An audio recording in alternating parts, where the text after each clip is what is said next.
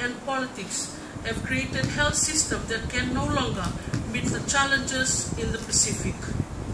The contributing factors to diseases and death have also been changing, pertaining to international policies, environment and climate change, health reforms and management, health information database and reporting, food and nutrition, ethnic pluralism, colonial hangovers have exacerbated these experiences.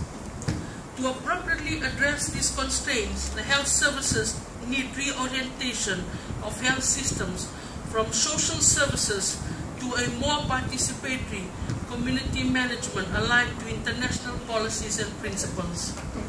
My discussions today will dwell briefly on health system, international policies, service delivery, professionalism, and quality care.